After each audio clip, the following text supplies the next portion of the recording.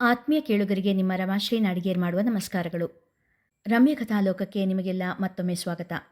ನೀವೀಗ ಮಾಂಗಲ್ಯ ಬಂಧನ ಧಾರಾವಾಹಿಯ 72ನೇ ಸಂಚಿಕೆಯನ್ನು ಕೇಳ್ತಾ ಇದ್ದೀರಾ. ಶುಭಂ ಕರೋತಿ ಕಲ್ಯಾಣಂ ಆರೋಗ್ಯಂ ಧನ ಸಂಪದಾ ಶತ್ರುಬುದ್ಧಿ ವಿನಾಶಾಯ ದೀಪಜ್ಯೋತಿರ್ನಮೋಸ್ತುತೆ. ದೀಪಜ್ಯೋತಿ ಪರಬ್ರಹ್ಮ ದೀಪಜ್ಯೋತಿರ್ಜನಾರ್ದನ ದೀಪೋ ಹರತು ಮೇ ಪಾಪಂ ದೀಪಜ್ಯೋತಿರ್ನಮೋಸ್ತುತೆ. ಸ್ತೋತ್ರ ಹೇಳುತ್ತಾ ತುಳಸಿ ಮುಂದೆ ದೀಪ ಹಚ್ಚಿಡುತ್ತಾ ಇದ್ದರು ಯಶೋದಜ್ಜಿ. ಅಷ್ಟರಲ್ಲೇ ಅಂಗಳದಲ್ಲಿ ಕಾರು ಬಂದು ನಿಂತಿತ್ತು. ಕಣ್ಣು ಕಿರಿದು ಮಾಡಿ ನೋಡಿದರು. ಓ, ಅನಿಲನ್ ಕಾರು. ಅಭಿ ತಂಗಿನ ಕರ್ಕೊಂಡು ಬಂದ ಅನಿಸುತ್ತೆ ಎಂದು ಹೇಳಿಕೊಳ್ಳುತ್ತಾ 2 ಹೆಜ್ಜೆ ಮುಂದೆ ಬಂದರು. ಗುಲಾಬಿ ಬಣ್ಣದ ಕುರ್ತಿ, ನೀಲಿ ಬಣ್ಣದ ಜೀನ್ಸ್ ತೊಟ್ಟ ಹುಡುಗಿ ಕಾರಿನಿಂದ ಇಳಿದಾಗ ಯಶೋದಮ್ಮನ ಹಿಂದೆ ಜಾನಕಿ ಕೂಡ ಬಂದು ನಿಂತಿದ್ದರು. ಅಂಜಲಿಯ ಮನದ ತುಮುಲ ಯಾವ ಪದಗಳಿಗೂ ಸಿಗುವಂತಹದ್ದಾಗಿರಲಿಲ್ಲ. ತಾನು ತಂದೆಯ ಬಾಯಲ್ಲಿ ಮಾತ್ರ ಕೇಳಿದ್ದ ಅಜ್ಜ ಅಜ್ಜಿಯರನ್ನು ನೋಡುವ ತವಕ ಅವಳನ್ನು ಎಂದೂ ಅರಿಯದ ದೇಶಕ್ಕೆ ತಂದು ನಿಲ್ಲಿಸಿತ್ತು. ನನ್ನಮ್ಮ ಸಾಕ್ಷಾತ್ ಮಂಗಳಗೌರಿ. ಅವರದ್ದು ಒಳ್ಳೆ ಬಣ್ಣ, ಕೆನ್ನೆ ತುಂಬ ಅರಶಿನ ಹಚ್ಚಿರ್ತಾರೆ, ಹಣೆ ಮೇಲೆ ದೊಡ್ಡ ಕುಂಕುಮ, ದೊಡ್ಡ ದೊಡ್ಡ ವಾಲೆ. ಆಮೇಲೆ ನನ್ನ ಅಮ್ಮನಿಗೆ 2 ಕಡೆ ಮೂಗುತಿ ಇದೆ, ಅದು ಕೂಡ ಚಿಕ್ಕ ಚಿಕ್ಕದಲ್ಲ, ದೊಡ್ಡದೇ. ನೋಡ್ತಾ ಇದ್ದರೆ ಕೈ ಎತ್ತಿ ಮುಗಿಬೇಕು ಅನಿಸುತ್ತೆ. ಅವರ ಕಣ್ಣಲ್ಲಿ ಎಂಥ ಮಮತೆ ಇದೆ ಗೊತ್ತಾ. ಆ ಕಣ್ಣುಗಳಲ್ಲಿ ಪ್ರೀತಿಯ ಕಡಲೇ ಕಾಣುತ್ತೆ. ಕೋದಂಡ ಹೇಳಿದ ಒಂದೊಂದೇ ಮಾತನ್ನು ನೆನಪಿಸಿಕೊಳ್ಳುತ್ತಾ ನಿಧಾನವಾಗಿ ಹೆಜ್ಜೆ ಇಟ್ಟು ಯಶೋದಜ್ಜಿಯ ಬಳಿ ಬಂದಳು ಅಂಜಲಿ. ಅವರನ್ನು ನೋಡುತ್ತಿದ್ದ ಹಾಗೆಯೇ ಕಣ್ಣು ತುಂಬಿ ಬಂತು. ಸೀದಾ ಕಾಲಿಗೆರಗಿದಳು. ಸದಾ ಸುಮಂಗ್ಲಿಯಾಗಿರು, 100 ವರ್ಷ ಚೆನ್ನಾಗಿ ಬದುಕಮ್ಮ ಎಂದು ಆಶೀರ್ವಾದ ಮಾಡಿದರು ಯಶೋದಜ್ಜಿ. ಅಜ್ಜಿ ಎನ್ನುತ್ತಾ ತನ್ನ ಹೆಗಲ ಸಮಕ್ಕೆ ಬರುತ್ತಿದ್ದ ಅವರನ್ನು ಅಪ್ಪಿದಳು. ಕಣ್ಣೀರೇಕೋ ನಿಲ್ಲುತ್ತಲೇ ಇರಲಿಲ್ಲ. ಯಾಕೆ ಪುಟ್ಟಿ, ಅಳ್ತಾ ಇದೆಯಾ? ಏನಾಯ್ತಮ್ಮ? ಮನೆಗೆ ಬರುತ್ತಿದ್ದ ಹಾಗೆ ಕಣ್ಣೀರು ಹಾಕಿದ್ದನ್ನು ಕಂಡು ಕಳವಳಗೊಂಡರು. ಅಂಜಲಿ ಏನೂ ಉತ್ತರಿಸದೇ ಇದ್ದಾಗ, ಅಭಿ ಯಾಕಪ್ಪ, ಯಾಕೆ ಹುಡುಗಿ ಅಳ್ತಾ ಇದ್ದಾಳೆ? ಏನಾಯಿತು? ಆತಂಕದಲ್ಲಿ ಕೇಳಿದಳು. ಏನಿಲ್ಲ ಅಜ್ಜಿ, ನಿಮ್ಮನ್ನು ನೋಡಿದ ಖುಷಿಗೆ ಅಳ್ತಾ ಇದ್ದಾಳೆ ಅಷ್ಟೇ ಎಂದು ಹೇಳುತ್ತಾ ಅಂಜಲಿಯ ಬಳಿ ಬಂದ Abhi, Anju, control yourself, she doesn't know who you are ಎಂದನು. ತಕ್ಷಣವೇ ಕಣ್ಣು ಒರೆಸಿಕೊಂಡ ಅಂಜು, ಸಾರಿ ಅಜ್ಜಿ, ನಿಮ್ಮನ್ನು ನೋಡಿದಾಗ ನಂಗೆ ನಮ್ಮ ಅಜ್ಜಿ ನೆನಪಾಯಿತು, ಅದಕ್ಕೆ ಅಳು ಬಂತು ಎಂದು ಹೇಳಿದವಳ ದೃಷ್ಟಿ ಜಾನಕಮ್ಮನ ಕಡೆ ತಿರುಗಿತು. ಅದೇಕೋ ಅವರನ್ನು ಕಂಡರೆ ಅವಳಲ್ಲಿ ಮಿಶ್ರಭಾವ. ತಂದೆ ತಾಯಿಯಿಂದ ಅನ್ಯಾಯಕ್ಕೆ ಒಳಗಾದ ಹೆಣ್ಣು ಎಂಬ ಕರುಣೆ ಒಂದಾದರೆ, ಇತ್ತೀಚೆಗೆ ತಂದೆ ತನ್ನ ತಾಯಿಯಿಂದ ವಿಮುಖವಾಗಲು ಕಾರಣರಾದವರು ಎಂಬ ಸಣ್ಣ ಕೋಪ ಇನ್ನೊಂದೆಡೆ. ತನ್ನ ತಾಯಿಯಂತ ರೂಪಸಿಯೇ ಹೊಟ್ಟೆ ಕಿಚ್ಚುಪಡುವ ಅಂದ ಹೊತ್ತಿರುವ ಹೆಣ್ಣನ್ನು ನೋಡುವ ಕುತೂಹಲ ಮೊದಲಿನಿಂದಲೂ ಅವಳಿಗೆ ಇತ್ತು. ಇತ್ತೀಚೆಗಂತೂ ಅಭಿಯಣ್ಣ ಮಾತ್ರವಲ್ಲದೆ ಅವರನ್ನು ಭೇಟಿ ಕೂಡ ಮಾಡಿರದ ಚಾರು ಕೂಡ ಜಾನಮ್ಮನ ಜಪ ಮಾಡುತ್ತಿದ್ದಾಗ ಅವರ ಬಗ್ಗೆ ಕುತೂಹಲವೋ, ಸ್ನೇಹವೋ, ಅಸೂಯೆಯೋ, ದ್ವೇಷವೋ, ಏನೊಂದೂ ಅರಿಯದ ಭಾವ ಅವಳ ಮನದಲ್ಲಿ. ಸೀದಾ ಜಾನಕಿಯವರ ಮುಂದೆ ಹೋಗಿ ನಿಂತಳು. ಪ್ರಸನ್ನವಾದ ಮುಖದಲ್ಲಿ ಜಗತ್ತಿನ ಎಲ್ಲ ಸುಖವೂ ತಮ್ಮದೇ ಎನ್ನುವಂತಿರುವ ತೃಪ್ತ ಭಾವ. ನೋಡುತ್ತಿರುವಂತೆಯೇ ಅಮ್ಮ ಎನಿಸುವಂಥ ಕಣ್ಣುಗಳು. ಜಾನಕಿಯವರನ್ನೇ ನೋಡುತ್ತಾ ನಿಂತು ಬಿಟ್ಟಳು ಅಂಜಲಿ. ಅಂಜಲಿಯನ್ನು ನೋಡಿದವರ ಕಣ್ಣುಗಳಲ್ಲಿ ಮಮತೆಯ ಸಾಗರ. ಎಂದೋ ಕಳೆದು ಹೋದ ಮಗಳು ಇಂದು ದೊರಕಿದಂಥ ಸಂಭ್ರಮ ಜಾನಕಿಯವರ ಎದೆಯಲ್ಲಿ. ಜಾನಕಿಯವರ ಪಕ್ಕ ಬಂದು ನಿಂತು ಅವರ ಹೆಗಲನ್ನು ಬಳಸಿ ನಿಂತ ಅಭಿ, ಅಂಜು, ಇವರೇ ನನ್ನ ಅನ್ನುವಷ್ಟರಲ್ಲಿ ಜಾನಮ್ಮ ಎಂದು ವಾಕ್ಯ ಪೂರೈಸಿದಳು ಅಂಜು. ಎಂದು ಜಾನಮ್ಮನ ಕಡೆ ತಿರುಗಿದ ಅಭಿ. ಅಂಜು ಜಾನಕಿಯವರ ಕಾಲಿಗೆ ನಮಸ್ಕಾರ ಮಾಡಲು ಬಗ್ಗಿದಳು. ದೊಡ್ಡೋರಿಗೆ ಮಾಡಿದೆಯಲ್ಲ, ಸಾಕು ಬಿಡು ಎನ್ನುತ್ತಾ ಅರ್ಧದಲ್ಲೇ ತಡೆದರು ಜಾನಕಿ. ಅಂತೂ ನಿನ್ನ ಮನೆಗೆ ಬಂದಿಯಲ್ಲ ಮಗಳೇ ಎಂದು ಅವಳ ಕೆನ್ನೆ ಸವರಿದರು ಜಾನಕಿ. ಅಂಜಲಿ ಸುಮ್ಮನೆ ಮುಗುಳು ನಕ್ಕಳು. ಅಂಜು, ಇಲ್ಲಿ ಹೊರಗೇನೆ ಕಾಲು ತೊಳ್ಕೊಂಡು ಒಳಗೆ ಹೋಗಬೇಕು ಎನ್ನುತ್ತಾ ಅಂಗಳದಲ್ಲಿ ಇಟ್ಟಿದ್ದ ಹಿತ್ತಾಳೆಯ ಕೌಳಿಗೆ ಕಡೆ ಕೈ ತೋರಿದ ಅಭಿ. ಚಪ್ಪಲಿ ಬಿಚ್ಚಿ ಕೌಳಿಗೆಯಲ್ಲಿದ್ದ ನೀರನ್ನು ಕಾಲಿಗೆ ಹಾಕಿಕೊಂಡಳು. ಅದೇ ನೀರಿನಲ್ಲಿ ಮುಖ ಕೂಡ ತೊಳೆದುಕೊಂಡಳು. ಹಾ ಎನಿಸಿತು. ಅದನ್ನು ನೋಡಿ ಅಭಿ, ಅಂಜು, ಮೊದಲನೇ ಸರಿ ನಾನು ಕೂಡ ಹೀಗೆ ಮಾಡಿದ್ದೆ ಎಂದು ನೆನಪಿಸಿಕೊಂಡ. ಅಲ್ಲೇ ಒಣ ಹಾಕಿದ್ದ ಶುಭ್ರವಾದ ಟವಲ್ ಕೊಟ್ಟರು ಜಾನಮ್ಮ. ಮುಖ ಕೈಕಾಲು ಒರೆಸಿಕೊಂಡು ಟವಲ್ ಮತ್ತೆ ಅಲ್ಲಿಯೇ ಒಣ ಹಾಕಿದಳು. ಓ, ಹುಡುಗಿ ಬಹಳ ಅಚ್ಚುಕಟ್ಟು ಎಂದುಕೊಂಡ ಅನಿಲ. ಬಾಮ್ಮ ಒಳಗೆ ಕರೆದರು. ಅಂಜಲಿಯ ದೃಷ್ಟಿ ಮನೆ ಕಡೆ ಹರಿಯಿತು. ದೊಡ್ಡದಾದ ಬಾಗಿಲುಗಳು, ಅದರಲ್ಲಿ ಇದ್ದ ಕಲಾತ್ಮಕ ಚಿತ್ರಗಳನ್ನು ನೋಡಿ ಅಚ್ಚರಿಗೊಂಡಳು. ಮೂವಿಲ್ ಬರೋ ಪ್ಯಾಲೇಸ್ ಬಾಗಿಲಿದ್ದಾಗಿದೆ ಎಂದುಕೊಳ್ಳುತ್ತಾ ಒಳಗೆ ಅಡಿಯಿಟ್ಟಳು. ದೇವಸ್ಥಾನದ ಒಳಗೆ ಕಾಲು ಇಟ್ಟ ಹಾಗನಿಸಿತು. ಬಾಗಿಲ ಎದುರಿಗೆ ಇರುವ ಪಟ್ಟಾಭಿರಾಮನ ವರ್ಣಚಿತ್ರ ಕಂಡು ಕೈ ಮುಗಿಯುವ ಮನಸ್ಸಾಗಿತ್ತು ಅಂಜಲಿಗೆ. ಕೆಂಪು ಗಾರಿಯ ನೆಲದ ಮೇಲಿದ್ದ ಬಳ್ಳಿ ಚಿತ್ತಾರ, ಶುಭ್ರ ಬಿಳಿಯ ಗೋಡೆಯ ಮೇಲಿದ್ದ ಚಿತ್ತಾರ ಅಂಜುವಿನ ಕಣ್ಣು ಸೆಳೆದಿತ್ತು. ಇದು ತನ್ನ ಮೂಲ ಮನೆ ಎಂಬ ಬೆಚ್ಚನೆಯ ಭಾವ ಮನಸ್ಸನ್ನು ಮುದಗೊಳಿಸಿತ್ತು. ಚಾರು, ಅಂಜು ಮನೆ ಸೇರಿದ್ಲಂತ ಕೋದಂಡ ಕೇಳಿದ. ಹಾಂ ಮಾಮಯ್ಯ, ಮನೆಗೆ ಸೇರೋಕ್ಕೆ ಅರ್ಧ ಗಂಟೆ ಮುಂಚೆ ಫೋನ್ ಮಾಡಿದ್ಲು. ಈಗ ಅವಳು ಫೋನ್ ರೀಚ್ ಆಗ್ತಾ ಇಲ್ಲ. ಅಂದರೆ ಅವರು ಮನೆ ತಲುಪಿರಬೇಕು. ಅಲ್ಲಿ ಮೊಬೈಲ್ ನೆಟ್ವರ್ಕ್ ಸಿಗಲ್ವಲ್ಲ, ಚಾರು ಉತ್ತರಿಸಿದಳು. ಕೋದಂಡನ ಆರೋಗ್ಯ ಈಗ ಸ್ವಲ್ಪ ಸ್ಥಿರವಾಗಿತ್ತು. ಆದರೆ ವೈದ್ಯರು ಮಾತ್ರ ಪ್ರಯಾಣಕ್ಕೆ ಒಪ್ಪಿಗೆ ಕೊಟ್ಟಿರಲಿಲ್ಲ.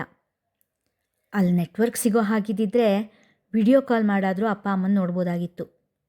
ಛೇ, ಇನ್ನೂ ಯಾಕೆಷ್ಟು ಹಿಂದೆ ಉಳಿದಿದೆಯೋ ಏನೋ. ಜಗತ್ತು 5G ಸ್ಪೀಡಲ್ಲಿದೆ, ಆದರೆ ನಮ್ಮೂರು ಮಾತ್ರ ಬೇಸರದಿಂದ ಹೇಳಿದ. ಅಭಿ ಹೇಳ್ತಾ ಇದ್ದ, ಮೊಬೈಲ್ ನೆಟ್ವರ್ಕ್ ಸಿಗದೇ ಇರೋದ್ರಿಂದಾನೇ ಅಲ್ಲಿ ಎಲ್ಲ ನೆಮ್ಮದಿಯಾಗಿದ್ದಾರೆ ಅಂತ. ಚಾರು ನಗುತ್ತಾ ಹೇಳಿದಳು. ಏನು ನೆಮ್ಮದಿನೋ ಏನಮ್ಮ. ನೋಡು, ಈಗ ನಮ್ಮ ಭಾರ್ಗವನ ಮಕ್ಕಳು ಕಾಲೇಜಿಗೆ ಹೋಗಬೇಕಾದ್ರೆ ಬಸ್ಸಲ್ಲೆಲ್ಲ ಹೋಗಬೇಕಂತೆ. ಅಲ್ಲಿಗೆ ಬರೋದೇ ದಿನಕ್ಕೆ 2-3 ಬಸ್ಸಂತೆ. ಇಡೀ ದೇಶ ಅಷ್ಟು ಮುಂದುವರೆದಿದೆ, ಆದರೆ ನಮ್ಮೂರು ಮಾತ್ರ. ಮಾತಿನಲ್ಲಿ ಇದ್ದ ತಮ್ಮನ ಮಕ್ಕಳ ಬಗ್ಗೆ ಇದ್ದ ಕಾಳಜಿ, ಪದೇ ಪದೇ ನಮ್ಮೂರು ಎನ್ನುತ್ತಿದ್ದಾಗ ಇಣುಕುತ್ತಿದ್ದ ಅಭಿಮಾನ ಚಾರುವಿಗೆ ಹೊಸದಾಗಿ ಕಂಡಿತ್ತು. ಅಂಜಲಿ ಆಸಕ್ತಿ ಅಚ್ಚರಿಯಿಂದ ಮನೆ ಪೂರ್ತಿ ನೋಡುವಾಗ ಅಭಿ ತಾನು ಇಲ್ಲಿಗೆ ಬಂದ ಮೊದಲ ದಿನ ಹೀಗೇ ನೋಡುತ್ತಾ ನಿಂತದ್ದನ್ನು ನೆನಪಿಸಿಕೊಂಡ. ಅಂಜು, ನಿನ್ನ ಬ್ಯಾಗು ನನ್ನ ರೂಮಲ್ಲೇ ಇಡ್ತೀನಿ, ಬೇಕಾದರೆ ಡ್ರೆಸ್ ಚೇಂಜ್ ಮಾಡ್ಕೊಂಡು ಬಾ ಎಂದು ಹೇಳಿ ಬ್ಯಾಗ್ ಹಿಡಿದು ಹೊರಟ ಅಭಿಯನ್ನು ತಡೆದಳು ಅಂಜು. ಜಾನಮ್ಮ, ನಾನು ನಿಮ್ಮ ಜೊತೆ ನಿಮ್ಮ ರೂಮಲ್ಲೇ ಇರ್ಬೋದಾ ಎಂದು ಕೇಳಿದಳು. ಓ, ಅದಕ್ಕೇನಂತೆ, ಅಗತ್ಯವಾಗಿರ್ಬೋದು ಎಂದವರೇ ತಮ್ಮ ರೂಮಿನ ಕಡೆ ಕೈ ತೋರಿಸಿದರು. ರೂಮಿನ ಒಳಗೆ ನಡೆದಳು ಅಂಜು. ಸಣ್ಣದೊಂದು ಮಂಚ, ಪಕ್ಕದಲ್ಲೇ ಒಂದು ಟೇಬಲ್, ಅದರ ಮೇಲೆ ಒಂದಿಷ್ಟು ಹಳೆಯ ಪುಸ್ತಕಗಳು, ಮೂಲೆಯಲ್ಲಿ ಒಂದು ಚಾಪೆ, ಗೋಡೆ ಬದಿಯಲ್ಲಿ ಇದ್ದ ಚಿಕ್ಕ ಕಪಾಟು. ಆ ಕಪಾಟಿನ ಒಳಗೆ 4-5 ಸೀರೆಗಳು, ಒಂದಿಷ್ಟು ನಾರು ಬೇರು. ಜಾನಮ್ಮನ ಕೋಣೆ ನೋಡಿದವಳಿಗೆ ತನ್ನ ಅಮ್ಮ ಮುಕ್ತ ಅವರ ಕೋಣೆ ನೆನಪಾಗಿತ್ತು. ಎರಡರ ಮಧ್ಯೆ ಹೋಲಿಕೆಯೇ ಹಾಸ್ಯಾಸ್ಪದ ಎನಿಸಿತು. ರೂಮಿನ ಒಂದು ಬದಿಯಲ್ಲಿ ತನ್ನ ಸೂಟ್ ಕೇಸ್, ಬ್ಯಾಗ್ ಎಲ್ಲ ಇರಿಸಿದ ಅಂಜು ಧರಿಸಿದ್ದ ಕುರ್ತಿ ಜೀನ್ಸ್ ತೆಗೆದು ಸಡಿಲಾಗಿ ಇರುವ ಪ್ಯಾಂಟ್ ಟೀ ಶರ್ಟ್ ಧರಿಸಿ ಹೊರಬಂದಳು. ಅವಳ ಉಡುಗೆ ಘನಪಾಠಿಗಳಿಗೆ ಸರಿ ಅನ್ನಿಸದೇ ಇದ್ದರೂ ಅತಿಥಿಯಾಗಿ ಬಂದಿರುವ ಹೆಣ್ಣು ಮಗಳಿಗೆ ಏನೂ ಹೇಳಲಾರದೆ ಸುಮ್ಮನಾದರು. ಮಾವನ ಮುಖ ನೋಡಿ ಅವರ ಮನಸ್ಸನ್ನು ಅರ್ಥ ಮಾಡಿಕೊಂಡ ಜಾನಮ್ಮ ಮಲಗಲು ಹೋದಾಗ ಇದರ ಬಗ್ಗೆ ಅಂಜಲಿಗೆ ತಿಳಿ ಹೇಳಬೇಕು ಎಂದುಕೊಂಡರು. ಇದೇನೋ ಈ ಥರ ಡ್ರೆಸ್ ಹಾಕ್ಕೊಂಡ್ಬಿಟ್ಟೆ? ಇಲ್ಲೆಲ್ಲ ಈ ಥರ ಡ್ರೆಸ್ ಹಾಕ್ಕೊಳ್ಳೋ ಹಾಗಿಲ್ಲ, ತಾರಮ್ಮಯ್ಯ ಆಡಿಸುತ್ತಾ ಹೇಳಿದರು ಶೋಭನ. ಮತ್ತೆ ಕೇಳಿದವಳ ಹುಬ್ಬು ಗಂಟಾಗಿತ್ತು. ಸೀರೆ, ಲಂಗ, ದಾವಣಿ, ಶೋಭನ ಹೇಳುತ್ತಿದ್ದಂತೆಯೇ ಅಂಜುವಿನ ದೃಷ್ಟಿ ಶ್ರದ್ಧಾ ಹಾಗೂ ನಿತ್ಯರ ಕಡೆ ತಿರುಗಿತ್ತು. ಶೋಭನ ಅವರನ್ನು ನೋಡಿ, ಅಬ್ಬಬ್ಬ ಅಂದರೆ ಇವ್ರ ಥರ ಚೂಡಿದಾರ್ ಹಾಕ್ಕೊಳ್ಬೋದು ಅಷ್ಟೇ ಎಂದರು. ನನಗೆ ಈ ರೀತಿ ಡ್ರೆಸ್ಸೇ ಕಂಫರ್ಟ್ ಅನಿಸೋದು. ದನಿ ಸ್ವಲ್ಪ ಒರಟಾಯಿತು ಎನಿಸಿತು ಅಂಜಲಿಗೆ. ಶೋಭನ ಮತ್ತೇನಾದರೂ ಹೇಳುವ ಮೊದಲೇ, ಸರಿ ಸರಿ, ಮಾತುಕತೆಯೆಲ್ಲ ನಾಳೆ ಬೆಳಿಗ್ಗೆ ಆಡುವರಂತೆ, ಈಗ ಊಟ ಮಾಡಿ ಮಲ್ಕೊಂಡ್ಬಿಡಿ ಎಂದರು ಯಶೋದಜ್ಜಿ. ಇಷ್ಟು ಬೇಗನಾ? ಇನ್ನೂ 8 ಗಂಟೆ ಅಷ್ಟೇ ಎಂದ ಅಂಜಲಿಗೆ. ಸುಸ್ತಾಗಿದೆ ಬಾ ಅಂಜು ಎಂದ ಅಭಿ. ನೆಲದ ಮೇಲೆ ಕೂತು ಊಟ ಮಾಡಲು ಪ್ರಯಾಸ ಪಡುತ್ತಿದ್ದ ಅಂಜಲಿಯನ್ನು ನೋಡಿ ಹಣೆ ಚಚ್ಚಿಕೊಂಡ ಅನಿಲ. ಪ್ರಯಾಣ ಮಾಡಿ ಸುಸ್ತಾಗಿದ್ದ ಅಂಜಲಿ, ಅಭಿ ಹಾಗೂ ಅನಲ್ನಿಗೆ ಜಾನಮ್ಮ ಬಡಿಸಿದ ತಿಳಿಸಾರು, ಬಿಸಿ ಅನ್ನ ಹಾಗೂ ಶೇಂಗಾ ಚಟ್ನಿ ಅಮೃತಕ್ಕೆ ಸಮಾನ ಎನಿಸಿತು. ಮಾತಿಲ್ಲದೆ ಊಟ ಮುಗಿಸಿದರು ಮೂವರು. ಅಮ್ಮ ಎನ್ನುತ್ತಾ ಒಳಗೆ ಬಂದ ಅನಿಲ. ಬಾಪ್ಪ, ಈಗ ಬಂದ್ಯಾ? ಕಣ್ಣಲ್ಲೇ ಮಗನ ಮೈ ತಡವುತ್ತಾ ಕೇಳಿದರು ಭಾಮ. ಮಗನನ್ನು 2 ದಿನ ನೋಡದೇ ಇರುವುದು ಅವರಿಗೆ ವರ್ಷಗಳ ನಂತರ ನೋಡಿದಂಥ ಭಾಸ. ಇಲ್ಲಮ್ಮ, ಊರಿಗೆ ಆವಾಗಲೇ ಬಂದೆ, ಜಾನಕಿ ಅತ್ತೆ ಮನೆಯಲ್ಲಿ ಊಟ ಮುಗಿಸಿ ಬಂದೆ ಎಂದ ಅನಿಲ. ಸದ್ಯ ಇವನಾದರೂ ಹೊಟ್ಟೆ ತುಂಬಿಸಿಕೊಂಡಿದ್ದಾನಲ್ಲ ಎಂದು ನೆಮ್ಮದಿ ಪಟ್ಟುಕೊಂಡಿತು ಆ ಜೀವ. ಮಲ್ಕೋ ಹೋಗು, ಪ್ರಯಾಣದ ಆಯಾಸ ಕಳೆಯುತ್ತೆ ಎಂದವರಿಗೆ ಬೆಳಗ್ಗಿನಿಂದ ಏನೂ ತಿನ್ನದೆ ಸುಸ್ತು ಆವರಿಸಿತ್ತು. ಹುಷಾರಿಲ್ವೇನಮ್ಮ? ಯಾಕೋ ಸುಸ್ತಾದ ಕಾಣಿಸ್ತಾ ಇದೆಯಾ ಎಂದವನ ಕಡೆ ಮುಗುಳು ನಗೆ ಬೀರಿ, ಹಾಗೇನಿಲ್ಲಪ್ಪ, ವಯಸ್ಸಾಯ್ತಲ್ಲ ಎಂದರು. ಏನಮ್ಮ ನೀನು, ನಮ್ಮಮ್ಮ ಚಿರಯವ್ವನೆ, ಎವರ್ಗ್ರೀನ್ ಹೀರೋಯಿನ್ ಎಂದು ಹಾಸ್ಯ ಚಟಾಕಿ ಹಾರಿಸುತ್ತಾ, ಮಲಗ್ತೀನಿ ಕಣಮ್ಮ, ಬೆನ್ನೆಲ್ಲ ನೋಯ್ತಿದೆ ಎಂದು ಹೇಳಿ ಮಲಗಲು ಹೋದ ಅನಿಲ. ಬೆಳಗಿನ ಜಾವವೇ ಎಚ್ಚರಗೊಂಡ ಅಂಜು ಜಾನಮ್ಮ ಮಲಗಿದ್ದ ಜಾಗದ ಕಡೆ ನೋಡಿದಳು. ಅದು ಖಾಲಿಯಾಗಿತ್ತು. ರಾತ್ರಿ ಎಷ್ಟೇ ಬೇಡವೆಂದರೂ ಅಂಜಲಿಗೆ ಮಂಚದ ಮೇಲೆ ಹಾಸಿಗೆ ಹಾಸಿಕೊಟ್ಟು ತಾವು ನೆಲದ ಮೇಲೆ ಚಾಪೆ ಹಾಸಿಕೊಂಡು ಮಲಗಿದ್ದರು ಜಾನಮ್ಮ. ಈ ಮನೆಗೆ ಬಂದ ದಿನದಿಂದಲೂ ಅವರು ತಪಸ್ವಿಯ ಹಾಗೆ ನೆಲದ ಮೇಲೇ ಮಲಗುವುದು ಎಂದು ತಿಳಿದು ಅಂಜಲಿಗೆ ಅವರ ಮೇಲೆ ಮೃದುಭಾವ ಉದಯಿಸಿತು. ನಿಧಾನವಾಗಿ ಎದ್ದು ಹೊರಗೆ ಬಂದಳು. ಮನೆಯಲ್ಲಿ ಇನ್ನೂ ಯಾರೂ ಎದ್ದಿರಲಿಲ್ಲ. ಮುಖ ತೊಳೆದು ಬರಲು ಬಚ್ಚಲ ಮನೆ ಕಡೆ ನಡೆದಳು.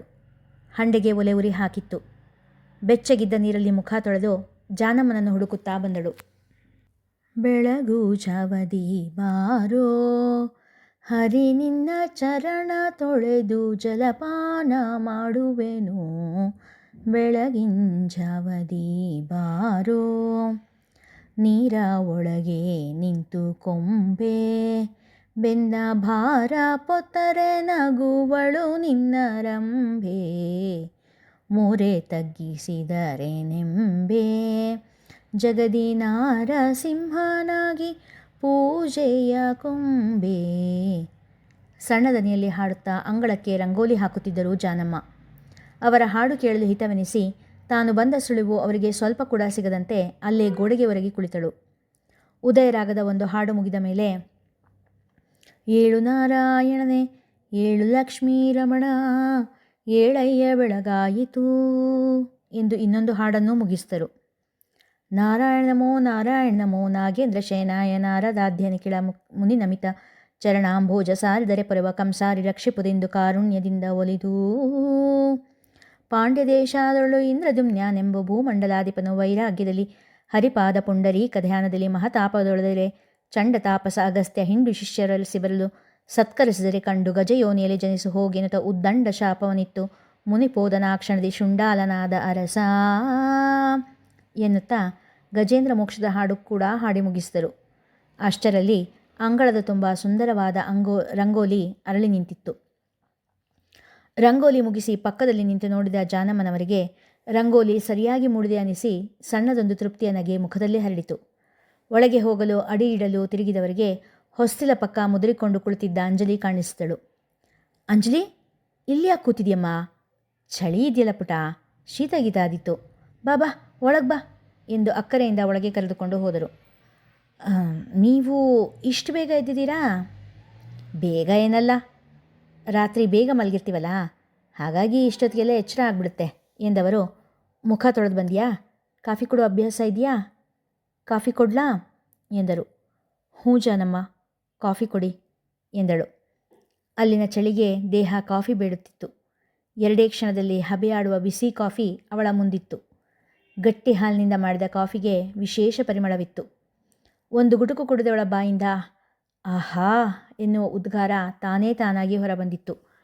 ಜಾನಮ್ಮ, ಕಾಫಿ ಸೂಪರ್, ನೀವು ಕುಡಿಯಲ್ವಾ? ಅವರ ಕೈಲಿ ಲೋಟ ಇಲ್ಲದನ್ನು ಗಮನಿಸಿ ಹೇಳಿದಳು. ನಾನು ಆಮೇಲೆ ಕುಡಿತೀನಿ, ಈಗ ಇನ್ನೂ ಚಳಿ ಇದೆ, ಹೋಗಿ ಇನ್ನೊಂದು ಸ್ವಲ್ಪ ಹೊತ್ತು ಮಲ್ಕೋ ಎಂದರು ಜಾನಮ್ಮ. ನೋ, ನನ್ನ ನಿದ್ದೆ ಪೂರ್ತಿಯಾಗಿದೆ, ನೀವೀಗೇನು ಮಾಡ್ತೀರಾ? ನಾನು ಸುಮ್ಮನೆ ನೋಡ್ತಾ ಕೂತಿರ್ತೀನಿ, ನಿಮ್ಮನ್ನು ಡಿಸ್ಟರ್ಬ್ ಮಾಡಲ್ಲ ಎಂದಳು. ತನ್ನ ದೇಶ ಬಿಟ್ಟು ಹೊರಡುವಾಗ ಜಾನಮ್ಮನ ಮೇಲಿದ್ದ ಸಣ್ಣ ಅಸಹನೆ ಈಗ ಅವಳಿಗೆ ನೆನಪಿಗೇ ಬರಲೊಲ್ಲದು.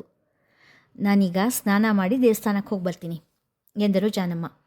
ನಾನು ಕೂಡ ನಿಮ್ಮ ಜೊತೆ ಬರ್ತೀನಿ, ಕಣ್ಣು ಕಿರಿದಾಗಿಸಿ ಬೇಡಿಕೆಯ ದನಿಯಲ್ಲಿ ಕೇಳಿದಳು. ಚಳಿ ಇದೆ ಕಣಮ್ಮ, ನಿಂಗೆ ಅಭ್ಯಾಸ ಇಲ್ವಲ್ಲ?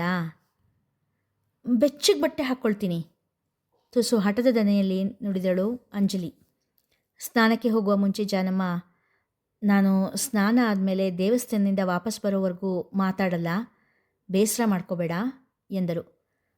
ಸರಿ ಎಂದು ಹೇಳಿದ ಅಂಜು ಜಾನಮ್ಮನವರ ಸ್ನಾನ ಆದ ಕೂಡಲೇ ತಾನೂ ಸ್ನಾನ ಮಾಡಿ ಬಂದಳು.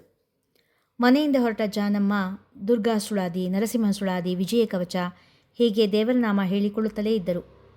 ಭವ್ಯವಾದ ಕೋದಂಡರಾಮನ ದೇವಾಲಯ ತಲುಪಿ ಅಲ್ಲಿ ದೇವಸ್ಥಾನದ ಪ್ರಾಕಾರಕ್ಕೆಲ್ಲ ನೀರು ಹಾಕಿ 8 ದಿಕ್ಕಿಗೂ ರಂಗೋಲಿ ಹಾಕಿ ರಾಮನ ಪೂಜೆಗೆ ಹೂವು ಕೊಯ್ದಿಟ್ಟು ಪ್ರದಕ್ಷಿಣೆ ಹಾಕಿ ಮನೆಗೆ ಬರುವವರೆಗೂ ಜಾನಮ್ಮ ದೇವರ ಸ್ತುತಿ ಮಾಡುತ್ತಲೇ ಇದ್ದರು. ಅವರ ಅಚಲ ಭಕ್ತಿಗೆ ಮೂಕಳಾಗಿದ್ದಳು ಅಂಜಲಿ.